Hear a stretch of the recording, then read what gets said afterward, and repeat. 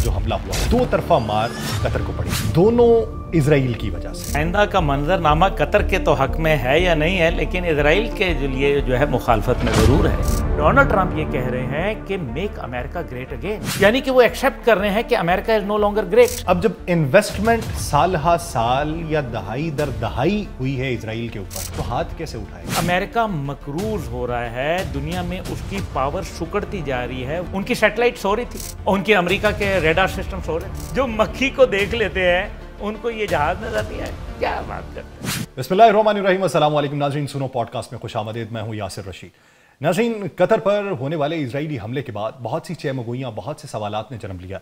अभी जो एक इस्लामी इत्तेहाद का एक बड़ा मंजरनामा वज़ा होने की बातें हुई, पाकिस्तानी प्राइम मिनिस्टर वहाँ पे गए, बहुत सारे ममालिक के वज़राए ख़ारिजा मौजूद थे, ट्रंप के साथ वज़ीर आज़म कतर की होने वाली मुलाकात, उसके बाद के जो उठने वाले सवालात हैं, जिस पे बहुत सारे सवाल ये हैं कि क्या वो जो सिक्योरिटी की अश्योरिटी अमेरिका ने कतर को दी थी, क्या उस पर मिन्वन अमल हो पाया है?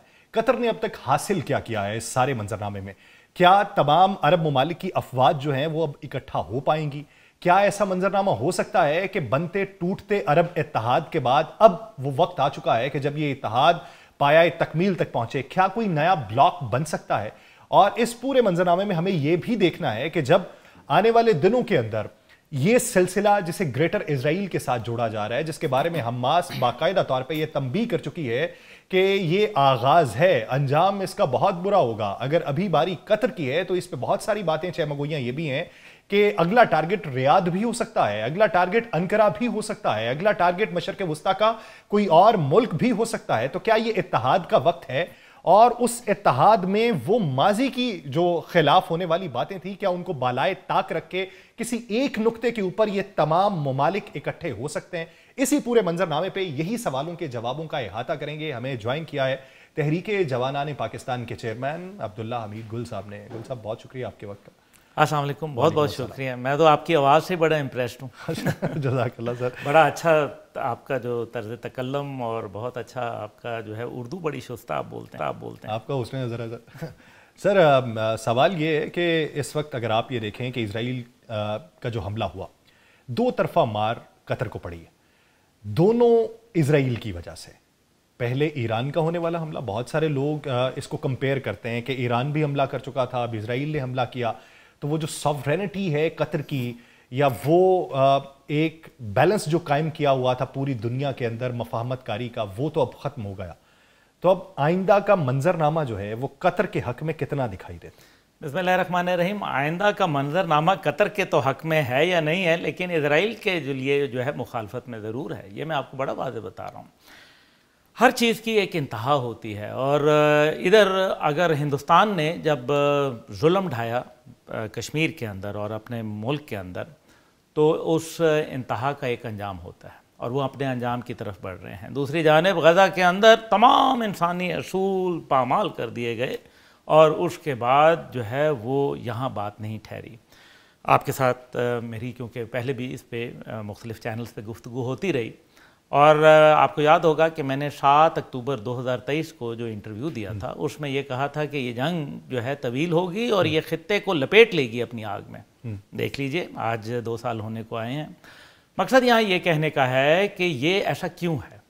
इसकी वजह यह है कि एक तरफ इजराइल को ये एहसास हो चुका है कि शायद अमेरिका अब कुछ ज़्यादा तवील अरसे के लिए उनको जो है सहारा न दे पाए। उसके इकनॉमिक वजूहात भी हैं, ना दे पाए। हाँ, ये आगे मुस्तकबिल के अंदर, मैं अभी की बात नहीं कर रहा। इसलिए वो ये समझ रहे हैं कि जल्दी जल्दी जितना हम हासिल कर सकते हैं। आपको याद होगा इससे पहले भी जो है अरब दुनिया जो है लाइन में खड़ी थी इजराइल को तस्लीम करने के लिए, और एक के बाद दीगरे जो ममालिक थे वो सिफारती ताल्लुकात जो है उस्तवार कर रहे थे। इसी वजह से अब उसके दरमियान में ईरान और पाकिस्तान जो है वो आके, और कुछ ममालिक सऊदी अरब समेत जो है वो रखना बन गए। बहुत सारी चहमगोइयाँ हुई कि सऊदी अरब जो है वो जो है एक्सेप्ट कर लेगा, ये हो जाएगा, पाकिस्तान एक्सेप्ट कर रहा है, ये कर रहा है, ईरान और इजराइल के अंदर खाते ताल्लुकात हैं क्योंकि वहाँ यहूदी बसते हैं ईरान में। सब की सब बातें गलत साबित हुई। ताहाल मैं नहीं कह रहा मुस्तकबिल में क्या होता है, लेकिन फ़िलहाल अभी जो है वो सारा ऐसा हुआ। اب یہ جو قطر کے اوپر ایک حملہ ہے، آپ دیکھیے کہ اس سے بہت سارے ممالک کے معاشی جو معاملات ہیں وہ جڑے ہوئے ہیں، جی سفارتی معاملات بھی جڑے ہوئے ہیں۔ کچھ عرصے سے، چند سالوں سے، خاص طور پہ الجزیرہ قطر ٹیلی ویژن کا آنا اور پورے ویسٹرن میڈیا کے اندر ایک تھرتھلی مچ جانا اور پورے ویسٹرن میڈیا کے نظریے اور ان کی جو رپورٹنگ تھی اس کو چیلنج کیا گیا الجزیرہ کی جانب سے، خاص طور پہ گلف کے اندر جب شروع ہوا معاملہ تو وہ ایک بالکل جس کو کہتے ہیں نا کہ ایک آئس برگ ثابت ہوا، اور وہ پھر پتہ چلا کہ جو الجزیرہ ہے وہ بڑھتا چلا گیا اور جو ہیجمنی تھی مغربی میڈیا کی، اور مغربی میڈیا کون سا؟ جو یہودیوں کے کنٹرول میں تھا، انہوں نے جو ہے وہ اس کے اپنے لیے تھریٹ سمجھ لیا، اور یہ جو الجزیرہ کی آوازیں تھیں یہ پوری دنیا کے اندر جو ہے پھیلنا شروع ہوئیں اور آہستہ آہستہ ایک نیریٹو بلڈ ہونا شروع ہوا۔ نتیجہ یہ ہوا کہ امریکہ کے اندر بھی بہت سارے لوگ جو یہ سمجھنے لگ گئے کہ آخر کیا وجہ ہے کہ امریکہ جو ہے وہ پیسے دیے چلا جا رہا ہے۔ وہاں کے فوجی آج یہ سوال کر رہے ہیں، یاسر صاحب آپ نے دیکھا ہے وہ ویڈیوز جس کے اندر وہ فوجی کہتا ہے کہ میں نے تو عہد لیا تھا کہ میں امریکہ کے دفاع کے لیے جو ہے وہ کھڑا ہوں گا، میں نے تو جو ہے امریکہ کے عہد لیا تھا کہ میں اس کی جو پاسداری کروں گا، اس کے قوانین کی۔ آج مجھ سے سوشل میڈیا کے اوپر یہ پوچھا جا رہا ہے، کیونکہ میری سوشل میڈیا پوسٹ تھیں جس میں میں نے اسرائیل کے جینوسائیڈ قرار دیا، اور کیا اس نے اکیلے نے قرار دیا؟ کیا یونائٹڈ نیشن نے قرار نہیں دے دیا اب جینوسائیڈ اس کو؟ تو اگر یونائٹڈ نیشن کہہ سکتا ہے تو پھر وہ امریکی سولجر جب کہتا ہے تو اس کو اس بات پہ فوج سے برخاست کر دیا جاتا ہے۔ یہ وہ تمام باتیں ہیں جو ایک دوسرا مائنڈ سیٹ جو امریکہ میں موجود ہے، یعنی کہ جو پرو امریکہ ہے، وہ یہ نہیں چاہتا، امریکہ فرسٹ والے بالکل درست فرمایا آپ نے، تو امریکہ فرسٹ والے کہتے ہیں کہ جناب ہمارا کیا کام ہے اس کے ساتھ، اور نتیجہ یہ نکل رہا ہے کہ ڈونلڈ ٹرمپ یہ کہہ رہے ہیں کہ میک امریکہ گریٹ اگین، یعنی کہ وہ ایکسیپٹ کر رہے ہیں کہ امریکہ از نو لانگر گریٹ۔ اچھا صاحب، میں ایک نقطے کے اوپر میرا ذہن اٹکا ہوا ہے۔ آپ نے جو سٹارٹ میں بات کی کہ اسرائیل کو یہ لگتا ہے کہ امریکہ اس کا ساتھ نہیں دے گا، جب میں اپنے اوپر یہ بات لے کے آتا ہوں کہ اگر مجھے کسی کی پشت پناہی حاصل ہے اور میں اس کے سر کے اوپر ڈھنڈورا پیٹ رہا ہوں یا بدماشی کر رہا ہوں، مجھے یہ معلوم پڑے کہ کچھ عرصے میں یہ میرے پیچھے سے ہٹ جائے گا، تو میں اتنے فرنٹ کیوں کھولوں گا؟ اتنے فرنٹ کھولنے پہ مستقبل پہ تو یہ سارے میرے گلے کو آن پڑیں گے اگر میری پشت پہ وہ نہیں ہوگا۔ بڑی خوبصورت بات آپ کی، بالکل درست۔ وہ اس لیے کر رہا ہے کیونکہ یہ اس کو معلوم ہے کہ مستقبل کے Israel is trying to plug in all the holes، وہ تمام وہ راستے بند کرنا چاہتا ہے پرماننٹلی جہاں سے اس کو کوئی بھی خطرہ ہے۔ ایک طرف وہ ڈومینیٹ کرتا ہے اپنی ملٹری اور اپنی اسٹریٹجک ڈیپتھ کے ذریعے، دوسری طرف جو ہے وہ اپنی اکنامک ایکٹیویٹیز کے ذریعے جو ہے روابط بڑھاتا ہے عرب دنیا کے اندر، اور پھر سب سے بڑی بات یہ ہے کہ ان کے مذہب میں بتا دیا گیا ہے، دیکھیں نا آرتھوڈاکس جیوز بھی تو موجود ہیں جو مانتے ہی نہیں ہیں کہ ریاست اسرائیل جو ہے اس کا کوئی تصور بھی ہے، وہ بھی تو ہے نا، دوسری طرف ایک یہودیوں کا ایک یہ بھی طبقہ ہے۔ اب مسئلہ یہاں صرف یہ ہے کہ وہ کیوں چاہتے ہیں، وہ یہ سمجھ رہے ہیں کہ امریکہ کے اندر ایک مضبوط لابی جو ہے وہ بن رہی ہے جو کسی صورت جو ہے اسرائیل کو مزید، if you remember Donald Trump جب آیا تھا تو اس نے شروع میں یہی بولا تھا، جب اوول آفس میں انہوں نے اقتدار سنبھالا تو انہوں نے کہا کہ جی میں اب اسرائیل کی وہ مدد نہیں کر سکتا جو ماضی میں کرتے رہے، یہ ان کے الفاظ تھے، لیکن پھر ان کو جب وہ صدارت کے منصب پر بیٹھ گئے تو ان کو اپنے خیالات کے اندر تبدیلی لانی پڑی، لیکن یعنی کہ یہ ایک جو راستہ ہے یہ تو کھل گیا نا، کہیں نہ کہیں ہوگا۔ اس خطرے کی میں آخری بات کر کے، اس خطرے کی پیش نظر وہ چاہتا ہے کہ سفارتی تعلقات بھی اور جہاں جہاں اس کو دفاع کا، کیونکہ الجزیرہ جو ہے وہاں موجود ہے، قطر جو ہے وہ ایک پیرلل، ایک پہلے تو صرف سعودی عرب، پاکستان اور یہی دو ممالک تھے جو عالم اسلام میں کردار ادا کر رہے تھے، اب قطر جو ہے آپ دیکھیں سوڈان کے اندر اس کا کردار دیکھیں، آپ دیگر معاملات پہ اور خاص طور پہ ابھی جو افغانستان میں دیکھ لیں کتنا بڑا کردار ہے، اور پھر ابھی جو غزہ کے اوپر اس کا کردار ہے وہ کتنا مثبت ہے۔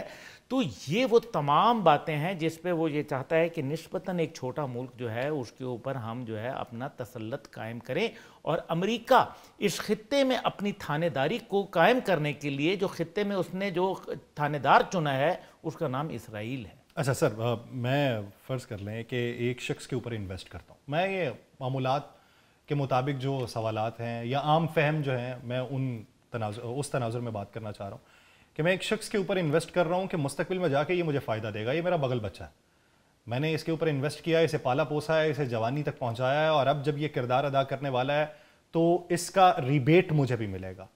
اب جب انویسٹمنٹ سال ہا سال یا دہائی در دہائی ہوئی ہے اسرائیل کے اوپر، تو ہاتھ کیسے اٹھائے گا امریکہ؟ ہاں، سال ہا سال انڈیا پہ بھی تو 30 سال 35 سال ہو گئے نا، انویسٹمنٹ کیا ہے نا انہوں نے۔ سر آپ یہ دیکھیں، اسرائیل میں دنیا کی جتنی بھی ملٹی نیشنل کمپنیز ہیں اس کی آنرشپ اسرائیل کے پاس ہے، معیشت پہ کس حد تک کنٹرول؟ تو اللہ تعالیٰ نے کہا ہے کہ ان کو پیسہ دیں گے ہم ان کو پیسہ ملے گا، لیکن اس کا یہ تو مطلب نہیں ہے کہ ان کو ریاست ملے گی۔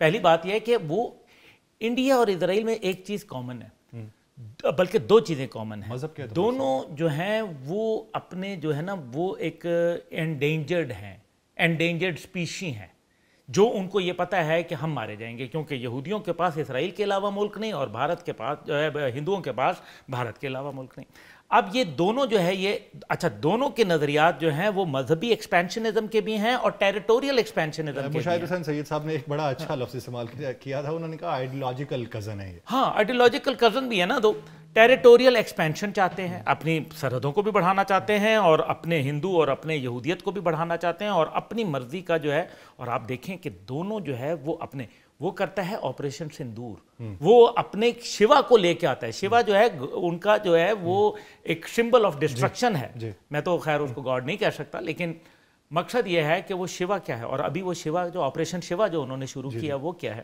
اب یہ جتنے بھی ہیں یہ اپنی مذہبی کتاب پڑھ کے، اور وہ پھر باقاعدہ آپ نے تو ویڈیو سب نے ہمارے لوگوں نے دیکھی ہیں، جس کے اندر وہ کہتے ہیں کہ ان کے بچوں کو مارو، ان کی عورتوں کو مارو، ان کے بوڑھوں کو جوانوں کو مارو۔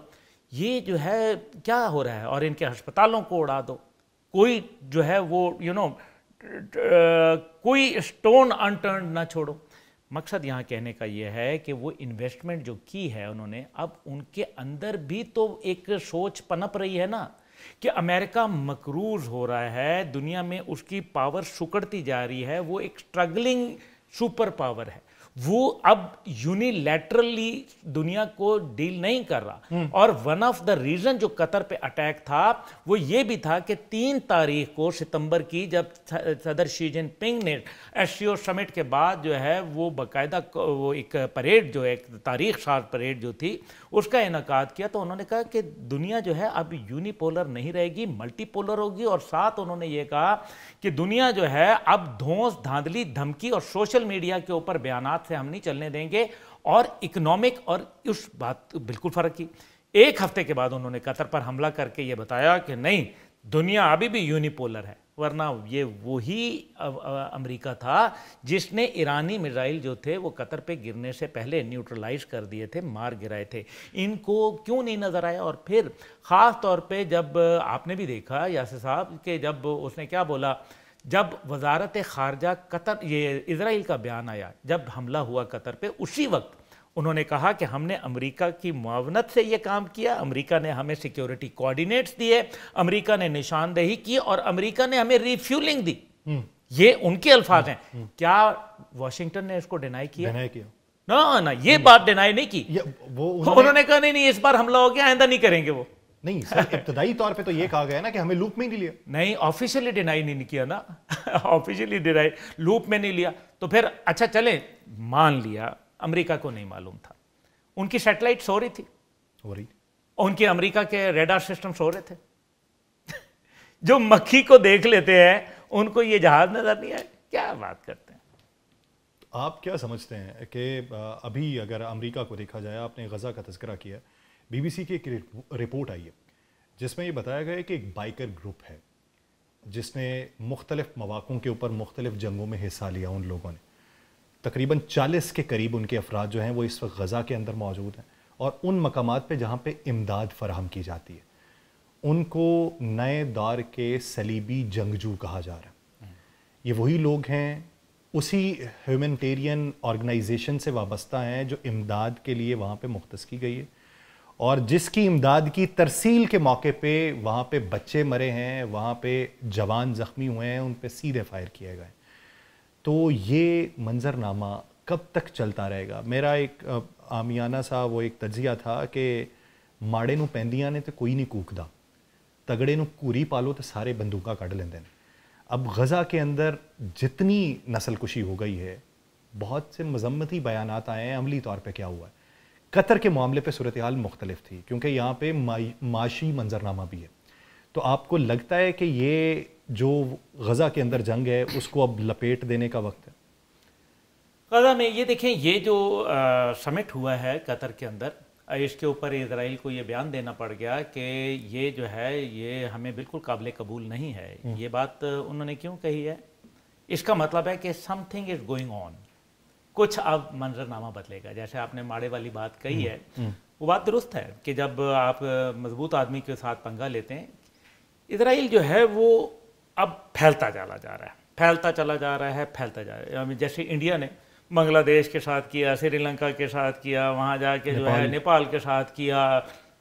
अब जो है वो इंडिया को पाकिस्तान के साथ जब आया तो वो तो यही सोच रहे थे कि कन्वेंशनल वॉरफेयर के अंदर कहाँ हम पाकिस्तान से हमारा तो कोई मुकाबला ही कोई नहीं है, लेकिन कन्वेंशनल वॉरफेयर के अंदर उनको जो है हमने, मैं कहता हूँ, लिटा के रख दिया अल्हम्दुलिल्लाह।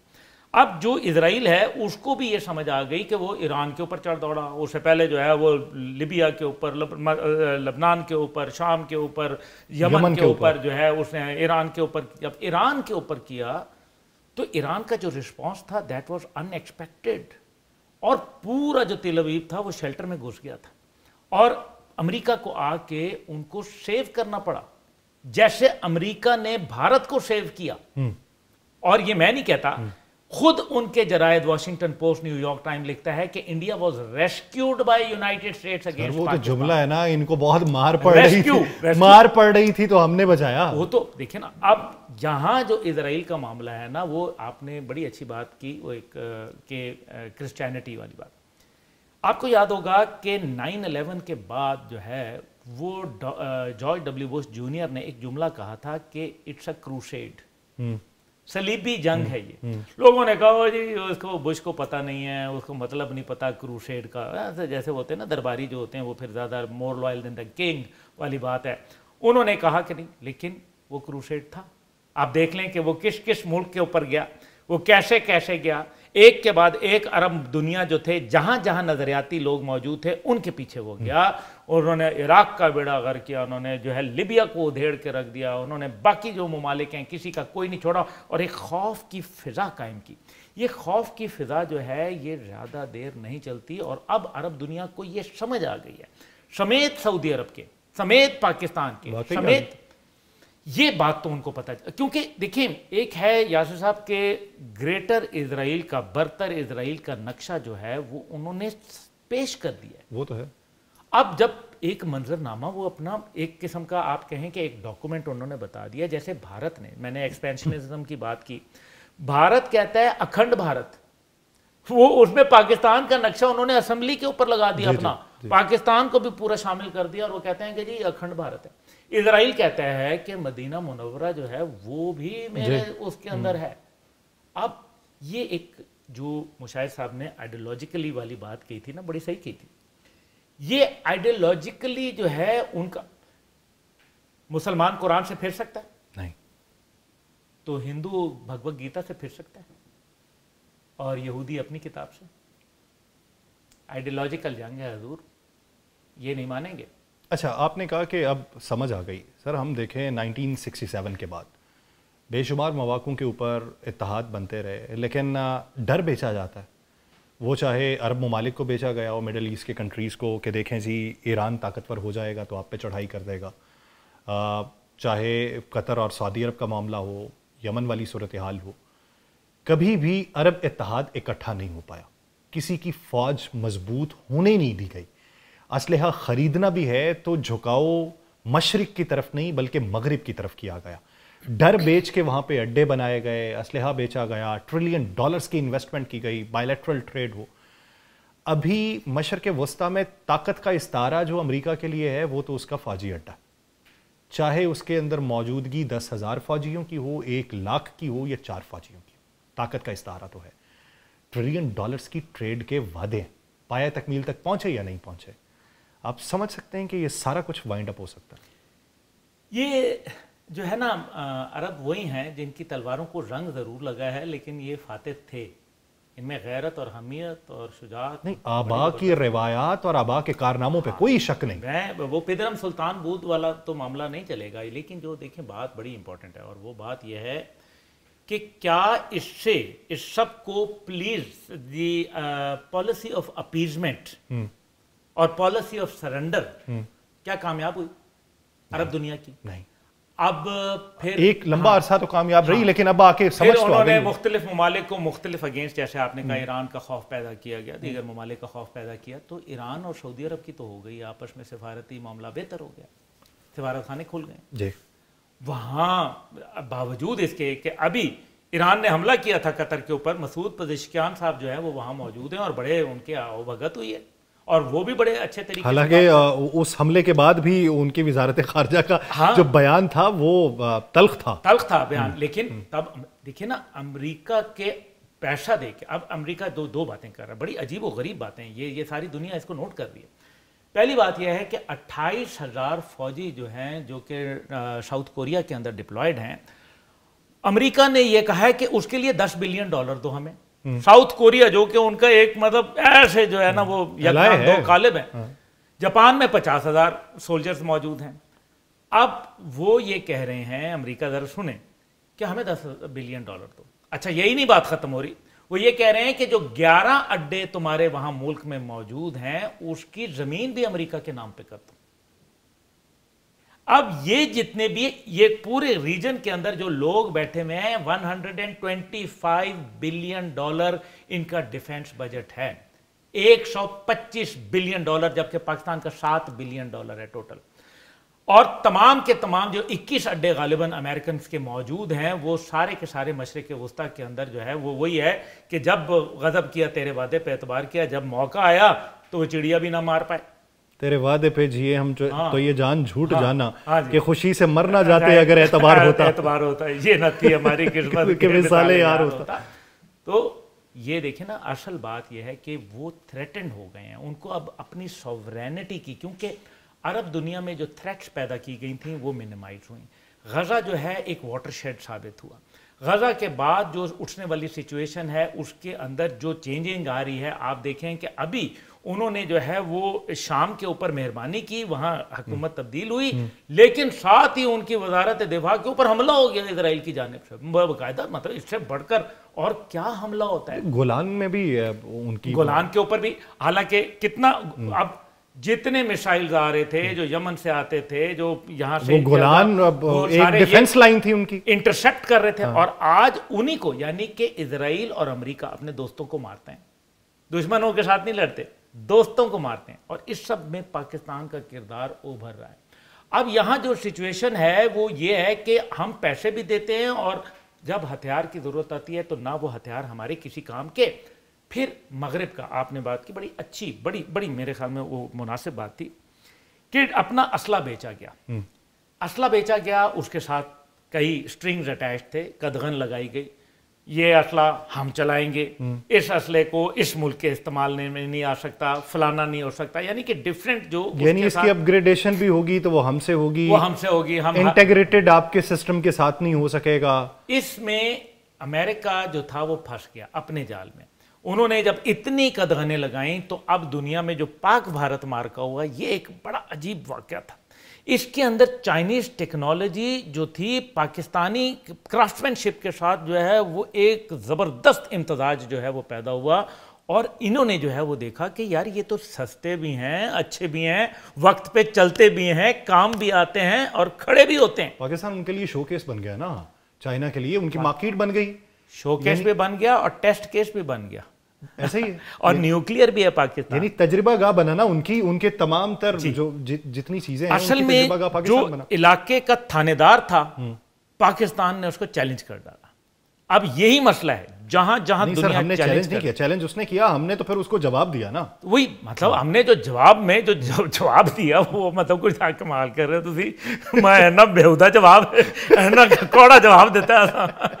مطلب اٹ واز ہائٹ آف، وہ جا کے دس بھی نہیں سکتا کسی نے کہ یار انہوں نے کیتا کی ہے. انہوں نے کہا کہ جی مارا کہاں وہ یہ بھی نہیں بتا سکتے مارا کہاں.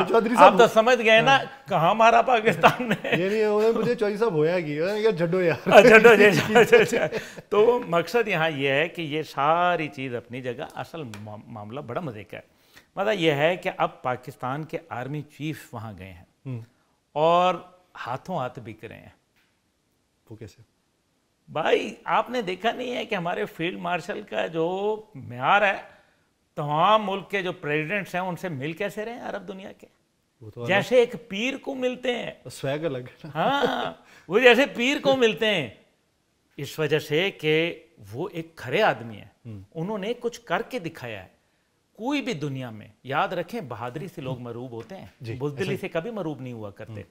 بہادروں کی دنیا ہے, اور جو بہادر ہیں نا ہمارے, وہ الحمدللہ آپ نے دیکھ لیا. ابھی جو ایک کانسیپٹ تھا جو کہ اس ٹائم پہ پنپنے نہیں دیا گیا, جو جنرل راحیل شریف صاحب گئے اور اس ٹائم پہ سعودی عرب کی تھنکنگ پروسیجر جو ہے وہ اسلامی, اب وہ دوبارہ انٹیکٹ ہو رہا ہے.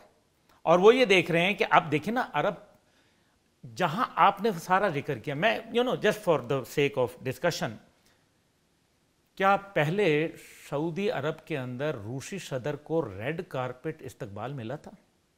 کیا روسی صدر کو جہاز کے ساتھ اپنے جیٹس جو ہیں فائٹر جیٹس لانے کی اجازت ملی تھی؟ یہ کیسے ہوا؟ کیا چائنا کے ساتھ فقید المثال استقبال دیکھا؟ اس کا مطلب ہے کہ جو لوگ سعودی عرب پہ اعتراضات اٹھا رہے ہیں ان کو یہ بھی سمجھنا چاہیے کہ سعودی عرب جو ہے اگر چلیں, ٹھیک ہے کہ اگر ہم یہ کہیں کہ جی امریکہ کا ایک انفلوئنس ہے, موجود ہوگا, یقیناً ہوگا, لیکن ساتھ ساتھ وہ بیلنس کیسے کر رہا ہے؟ وہ چائنا کو بھی لے کے چل رہے ہیں, وہ جو ہے وہ روس کو بھی ساتھ لے کے چل رہے ہیں, وہ کوئی, اور وہ قطر کے لیے بھی جو ہے جا کے شہزادہ سلمان کا وہاں جانا اور کھڑے ہونا اور وہاں مضبوط انداز میں اپنی بات کو پیغام پہنچانا, اٹس ناٹ اے جوک. یہ ایک نئی ہوا کا رخ جو ہے اس کا تعین ہو رہا ہے. اچھا سر, ایک چیز بتائیے کہ چلیں سیکیورٹی ایشورنس امریکہ نے دی, سیکیورٹی بریچ ہوا اور اس میں امریکہ کا بھی ہاتھ تھا.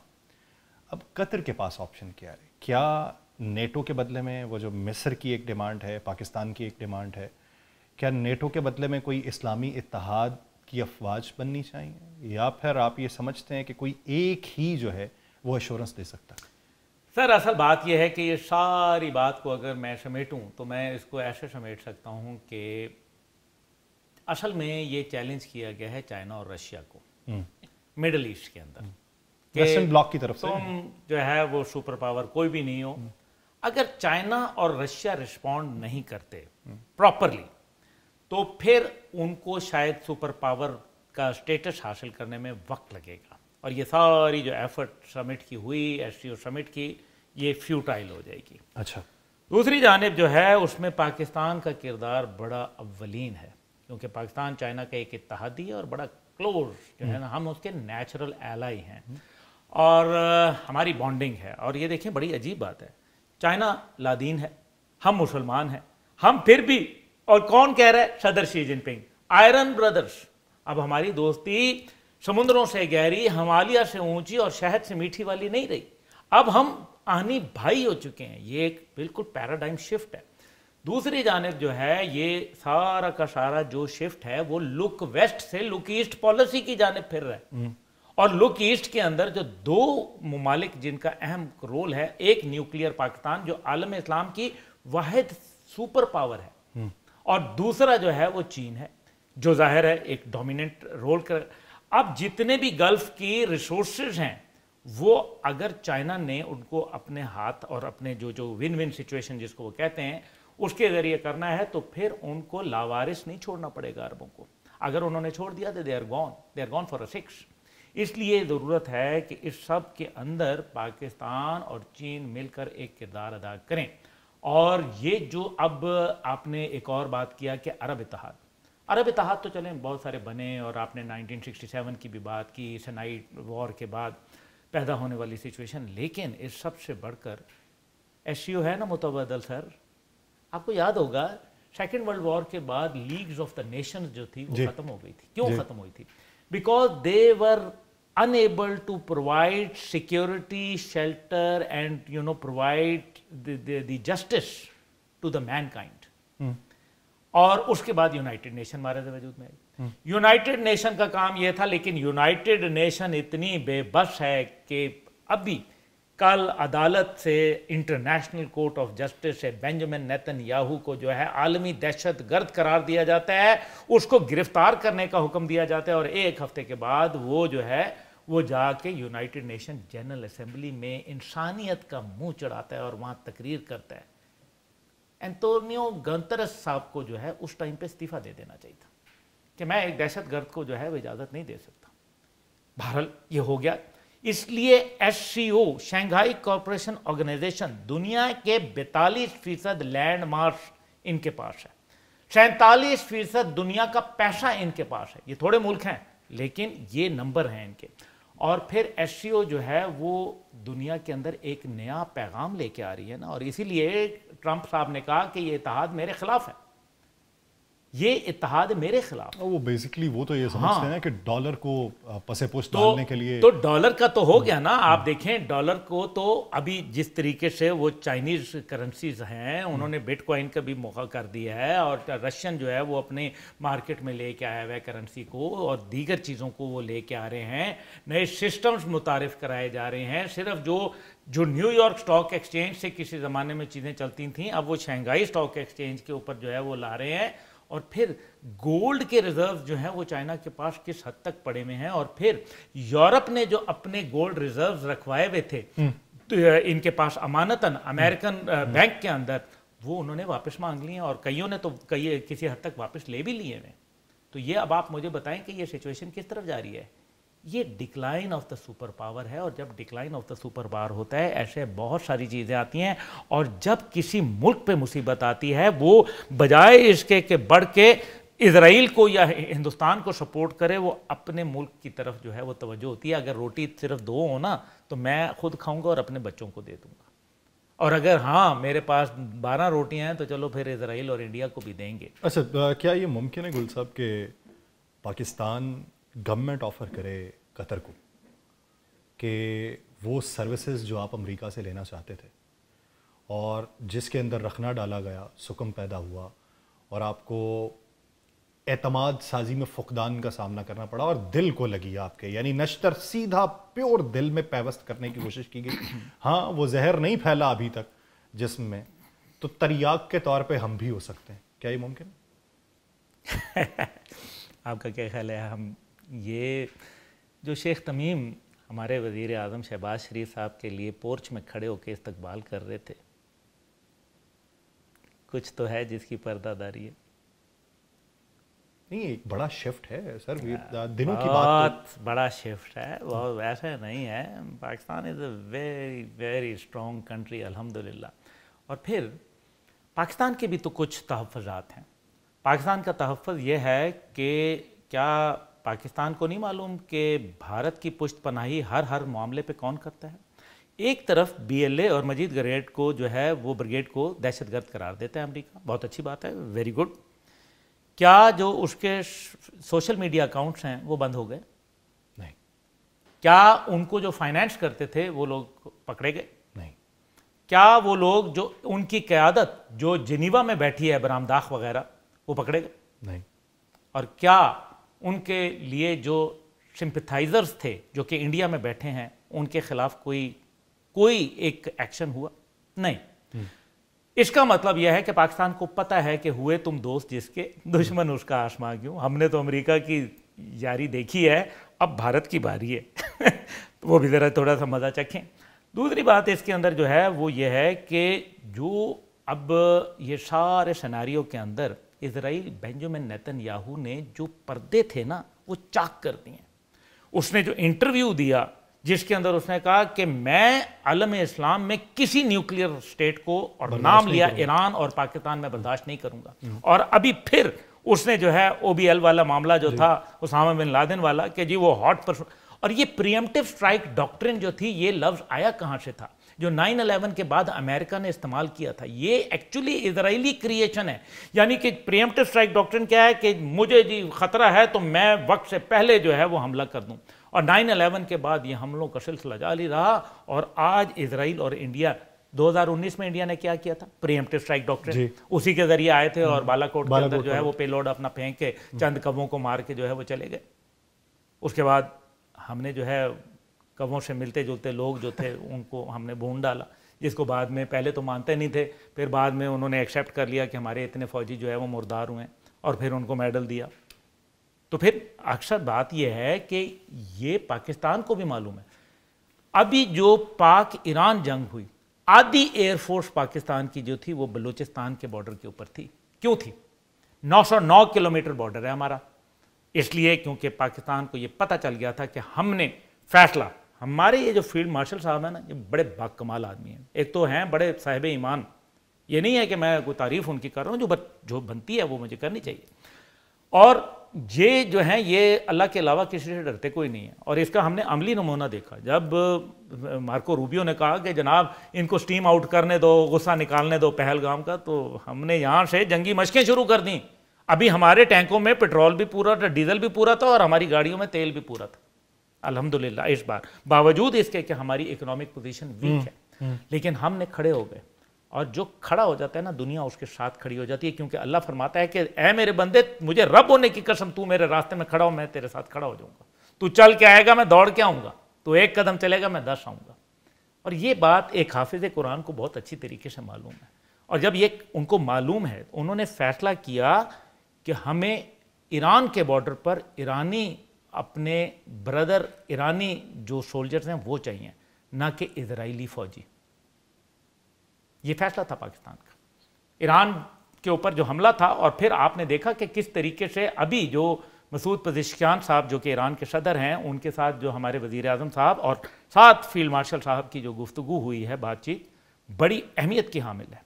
ایران اور پاکستان دو اہم ترین ملک سامنے آ رہے ہیں، اور ترکیہ جس کے پاس ایک بڑا آرسنل ہے، اور آپ کو پتہ ہے کہ اس کے بھی مغرب کے ساتھ تعلقات جو ہے کافی کشیدہ ہو چکے ہیں. اچھا، آپ سمجھتے ہیں کہ ترکی نیٹو سے باہر نکل سکتا؟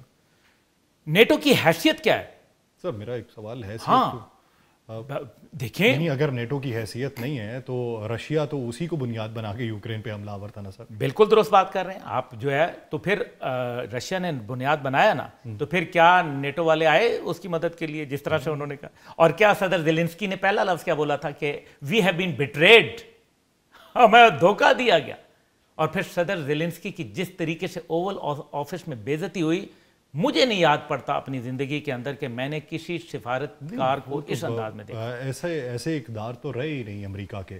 یعنی یہ تو باتیں رپورٹ ہیں، تاریخ کا حصہ ہیں کہ بہت سے مواقعوں کے اوپر ایک دوسرے سے تلخ کلامی ہوئی، ایون القابات بہت برے استعمال کیے گئے، لیکن جب کیمرہ آن ہوا ہے تو مسافیہ بہت بہتر طریقے سے کیا. لیکن اس بار تو کیمرے کے آگے تو پہلی بار زندگی، پتہ نہیں بعد میں تو شاید میرے خیال میں کوٹ شاید لگا دی ہو وہاں اکیلے میں جا کے.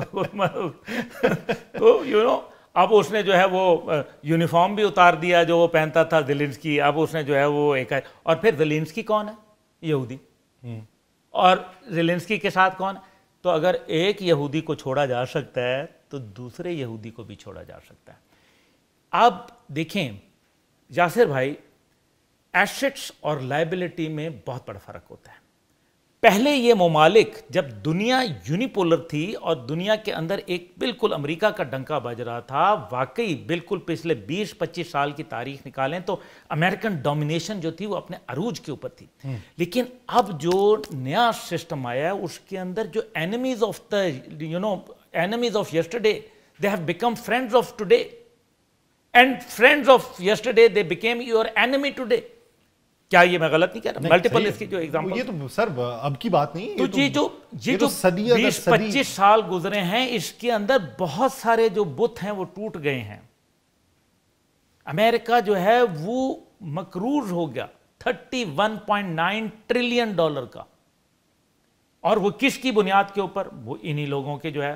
اور پھر جو اس کے پراکسیز کے ذریعے وہ کام کروانا چاہ رہا تھا، دونوں جو ہے دے ڈسپوائنٹڈ امریکہ بیڈلی. اسی وجہ سے نریندر مودی سے جو ہے وہ بہت زیادہ جو ہے وہ نالاں ہو گئے ڈونلڈ ٹرمپ، اور اس کو ملٹیپل ٹائم جو ہے اس کو جو ہے وہ ذلیل ہی کیا دوسرے لفظوں میں، کیونکہ وہ ایکسپیکٹ نہیں کر رہے تھے. اور پھر ایسٹ اور لائبلٹی، کیا اب امریکہ کے لیے، میں یاسر صاحب سے سوال پوچھتا ہوں کہ کیا اب اسرائیل امریکہ کے لیے ایک ایسٹ ہے یا اب اس کے لیے ایک بوجھ بن گیا؟ بوجھ تو سر وہ دیکھیں نا، آپ کے سینٹ کے اراکین جو ہیں وہ آپ کے خلاف ہو جائیں، ادھر سے سیاسی بوجھ، اخلاقی بوجھ، سر معاشی بوجھ، معاشی بوجھ، معاشی بوجھ سب سے بڑا، دفاعی بوجھ بن گیا نا۔ ہاں جی، اور انڈیا بھی بن گیا، تو جس پہ تکیہ تھا بہت، وہ پتے ہوا دینے لگے۔ اس لیے ان لوگوں کے لیے بہت مشکل ہے۔ اور امریکہ کے اندر خود آپ نے جیسے کہا کانگریس مین ہیں، سینیٹرز ہیں، ان کے ہاں جو اپوزیشن ہے وہ بھی یہی کہہ رہی ہے نا کہ امریکہ کو ہم نے اپنے اندر سے آپ اسرائیل میں اور جمہوریت جو ان کی سر عوام کھڑی ہو گئی، اعداد و شمار آپ لگا لیں نا، آپ ان کے ریزرو فوجیوں کو دیکھ لیں، آپ ان کے جو ایکچوئل فوجی ہیں ان کو دیکھ لیں، آپ ان کی ڈیتھ ریشو کو دیکھ لیں، آپ ان کی سٹیٹمنٹس کو دیکھ لیں، وہ تو کہتے ہیں کہ ہمیں تو مارنے کے لیے بھجوا دیا تم لوگوں نے۔ اب وہ ریزرو فوجی جن کو باقاعدہ طور پہ یہ متنبع کیا جاتا ہے کہ جب ضرورت پڑے گی جہاں پہ بھی موجود ہوگے واپس آؤ گے، اب ان کی طرف سے جو انکار سامنے آ رہا ہے اس کے باوجود ہٹ دھرمی کا مظاہرہ کر کے آپ اپنی حکومت بچانے کے چکر میں لگے رہیں، تو وہ تو اس کے اندر سے ریٹیلیشن دیکھنے میں آ رہی ہے۔ تو اگر اسے سم اپ کریں، آپ کو کیا لگتا ہے کہ یہ جو نئی دنیا تشکیل پا رہی ہے یا نیو ورلڈ آرڈر جسے کہہ لیں، یہ مارز وجود میں یا اپنی عملی شکل میں کب تک آ جائے گا؟ اس کا آغاز ہو گیا ہے الحمدللہ، اور آغاز ہوا ہے آپریشن بنیانم مرصوص سے، جہاں بنیانم مرصوص صرف پاکستان کے لیے نہیں ہے، پوری دنیا کے بلکہ پوری دنیا کے مسلمانوں کے لیے ہے کہ جب تم اللہ کے راستے کو اپناتے ہوئے اتحاد کی لڑی میں پرو جاؤ گے تو تم شیشہ پلائی دیوار بن جاؤ گے، یہی بات۔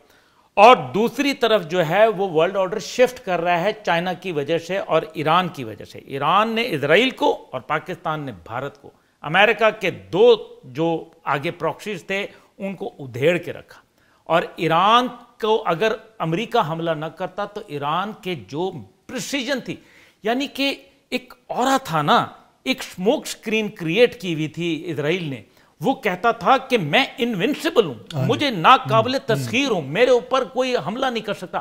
آئرن ڈوم ادھیڑ کے رکھ دیا، ڈیوڈ سلنگ سسٹم توڑ کے رکھ دیا، ایرو 1 ایرو 2 ایرو 3 جو ہے ادھیڑ کے رکھ دیا، پیٹریوٹس کو جو ہے وہ زیرو کر کے رکھ دیا، یعنی کہ ایک نئی اور اتنی پریسیجن کے ساتھ۔